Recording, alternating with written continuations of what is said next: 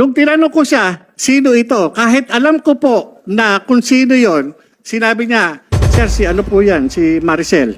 Maricel Soriano po. O maliban doon, ano pangalan nito na tawag niyo? Maria. Ngayon po, eto, sabi niya gano'n, eto sir, si ano po ito? Si Bongbong Marcos. Maliban dito, ano pangalan nito? Bonget. Matapos isinuwalat ng veteran vlogger na si Maharlika na may isang sikat na celebrity ang kasama ni BBM na nagdudurog ng pulburon sa Rockville, Makati. Positibo namang pinangalanan ng dating ex-PDEA agent na si Jonathan Morales na ito'y walang iba kundi ang Diamond Star. Ito'y matapos dininig sa Senado ang PDEA leaks. Ngunit sa kaligitnaan ng kanilang pagdinig ay tila bumaliktad si Jonathan Morales at binanggit ang nakakawindang na mga katagang ito. Narito ang buong detalye. Ngunit bago tayo magpatuloy, huwag kalimutang i-like, share, subscribe, and click the notification bell for more updates and for more upcoming videos.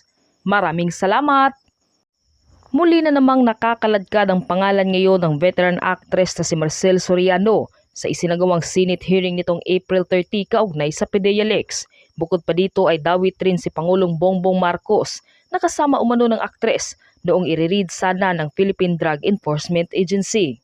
Kwento ng source, sa panahong nagdudurok di umano ng pulburo ng veteran actress, ikinagulat ng mga residente ng Rockville sa Rizal Tower na di umano'y minsang naglakad ng hubot-hubad si Maricel Soriano dahil sa pagkahay nito.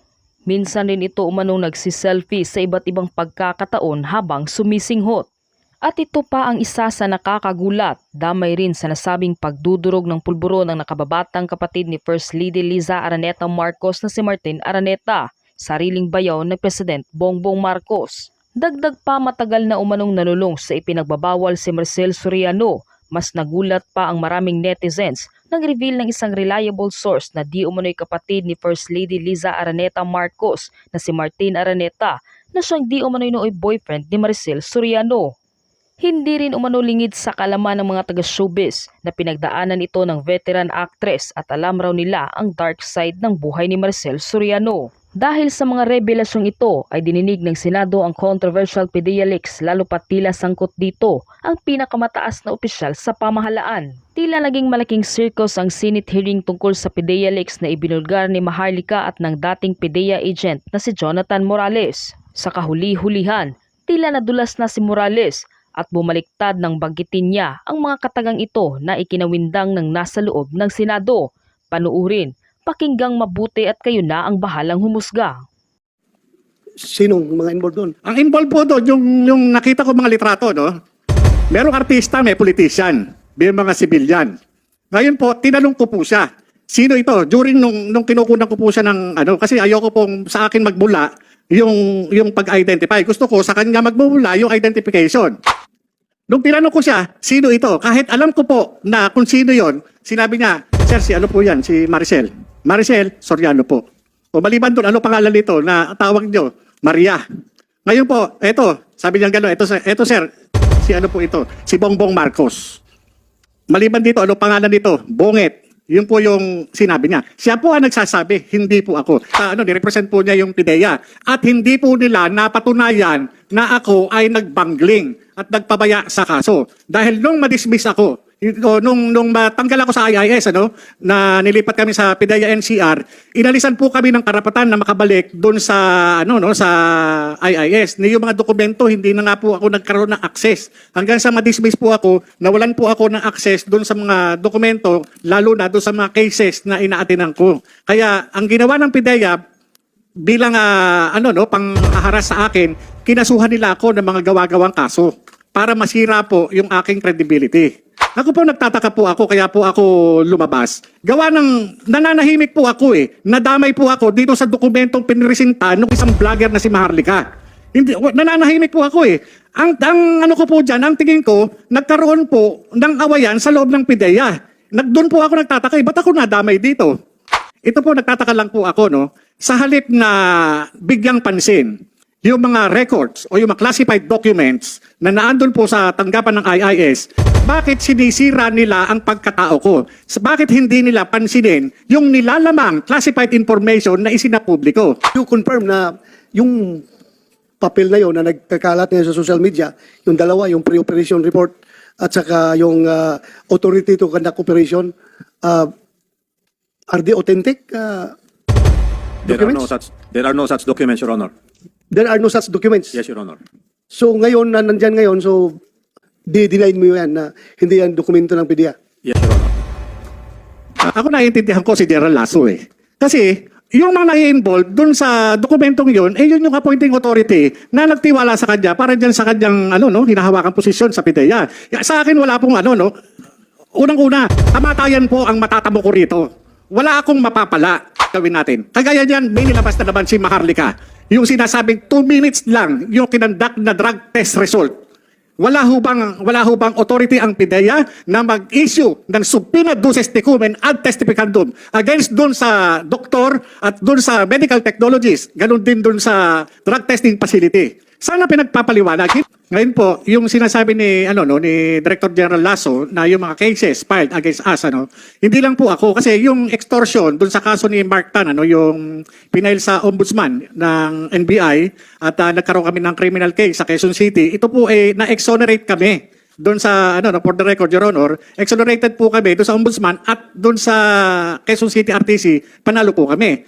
And yung pinail na naman ng PDEA na sinasabing violation ng Section 91 and 92, ito po ay acquitted po ako nitong November 30. Kaya nandito po, kasama natin dito sa, sa bulwagang ito, yung complainant, si Attorney Del Valle. At siya yung nag-present, doon sa, nirepresent po niya yung PDEA. At hindi po nila napatunayan na ako ay nagbangling at nagpabaya sa kaso. Dahil nung madismiss ako, nung matanggal ako sa IIS, na nilipat kami sa PDEA NCR, inalisan po kami ng karapatan na makabalik doon sa, sa IIS. Yung mga dokumento, hindi na nga po ako nagkaroon ng access. Hanggang sa madismiss po ako, nawalan po ako ng access doon sa mga dokumento, lalo na doon sa mga cases na inaatinan ko. Kaya, ang ginawa ng PDEA, bilang panghaharas sa akin, kinasuhan nila ako ng mga gawa-gawang kaso para masira po yung aking credibility.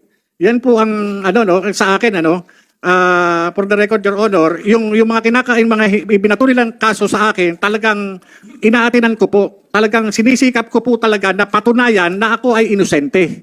Ito po nagtataka lang po ako sa halip na bigyang pansin yung mga records o yung mga classified documents na naandun po sa tanggapan ng IIS, bakit sinisira nila ang pagkatao ko? Bakit hindi nila pansinin yung nilalamang classified information na isinapubliko? Ako po nagtataka po ako, kaya po ako lumabas. Gawa ng nananahimik po ako nadamay po ako dito sa dokumentong pinresinta ng isang vlogger na si Maharlika. Hindi, nananahimik po ako Ang ko po dyan, ang tingin ko, nagkaroon po ng awayan sa loob ng PDEA. Doon po ako nagtataka, ba't ako nadamay dito? Di ba? Hindi ho kaya nag-umpisa ito doon sa ipinalabas na video doon sa social media na ang involved ay yung tila galit na galit na PDEA Director General. Kasi kung titignan ninyo, yung video hindi makakalabas ito sa publiko. Kinakailangan puntahan mo pa doon sa NBR para i-download mo mismo yung video. Bakit yung video nakalabas na dapat nasa pag-iingat ng Counterintelligence Office ng PDEA? Hindi ho ba? Hindi kaya itong mga lumalabas na dokumentong ito ang dahilan ay para lamang hiyain yung PDEA Director General? Ako nagtatanong lang po, wala ho akong masamang tinapay kay Director General Lasso. Malaki po ang respeto ko sa mga opisyalis ng gobyerno. Pero sa aking bakit lumabas ito? Itong dokumento na ito, nung makita ko, nung sinabi sa akin na itong pre-ops, yung authority to operate, nung makita ko ho na ipinipresenta doon sa video, ako ho yung investigador na humarap doon sa confidential informant. At yung confidential informant na yun, kinunan ko po ng statement. Bakit ko po sa kinunan ng statement? Kasi po, yung kanyang mga ipinakikitang litrato, masyado pong mabigat yung mga involved. Sinong mga involved doon? Ang involved po doon, yung nakita ko mga litrato, merong artista, may politician, may mga civilian. Ngayon po, tinanong ko po siya, sino ito? During nung kinukunan ko po siya ng kasi ayoko pong sa akin magmula yung pag-identify. Gusto ko sa kanya magmumula yung identification.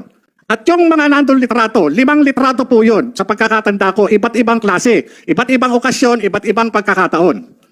Yun po yung ngayon, nung tinanong ko siya, sino ito? Kahit alam ko po na kung sino yon, sinabi niya, Sir, si ano po yan? Si Maricel. Maricel Soriano po. O maliban doon, ano pangalan nito na tawag nyo? Maria. Ngayon po, eto, sabi niya gano'n, eto sir, si ano po ito? Si Bongbong Marcos. Maliban dito, ano pangalan nito? Bonget. Yun po yung sinabi niya. Siya po ang nagsasabi, hindi po ako. Siya po ang nag-identify, hindi po ako. Ako'y nagtatanong lamang po bilang investigador. Maliban dito, sino pa ang nakikilala mo rito? Yung iba nga po, tinakpan po niya ng pentel pen. Dahil nga ayaw niya na i-reveal sa akin yung iniingatan niya rin. May mga iba pong mga personalidad doon na hindi ko po na po matandaan yung mga pangalan. Ngayon po, doon po sa opisina, kinunan ko ng statement, yung confidential informant, kung sino po yung present na naandun na kasama ko doon sa opisina, inilagay ko po yung pangalan.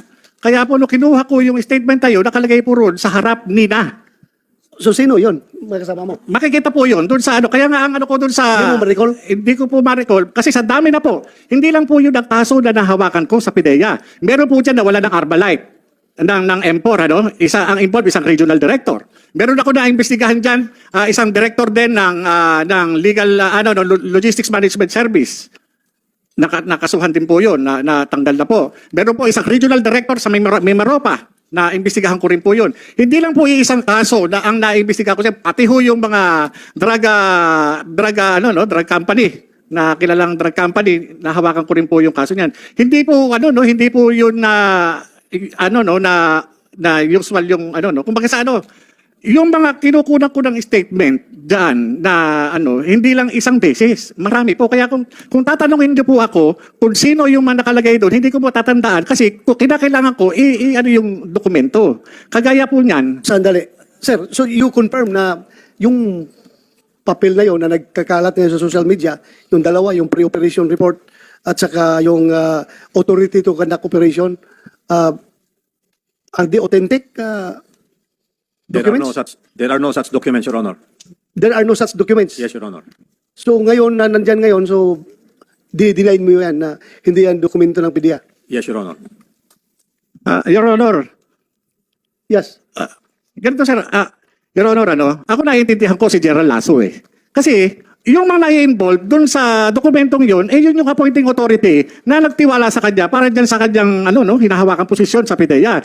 Sa akin wala pong unang-una, kamatayan po ang matatamo ko rito. Wala akong mapapala. Ang concern ko lang po dito bilang dating alagad ng batas, lumabas na sa publiko ito. Sampal po ito sa mga tulad nating alagad ng batas. Ano ang gagawin natin? Magtatanga-tangahan na lang po ba tayo, Your Honor? Dito sa mga information na nalathala doon sa publiko. Magwawalang bahala po ba tayo? Ang tanong ko papaano yung mandatong pinagkaloob ng Comprehensive Dangerous Drugs Act, lalo na dito sa butihing Director General ng PIDEA, ano ang gagawin natin? Kagaya niyan, may nilabas na naman si Maharlika. Yung sinasabing 2 minutes lang yung kinandak na drug test result. Wala ho bang authority ang PIDEA na mag-issue ng subpoena duces tecumem ad testificandum against dun sa doktor at dun sa medical technologies, ganun din dun sa drug testing facility. Sana pinagpapaliwanag, hindi dapat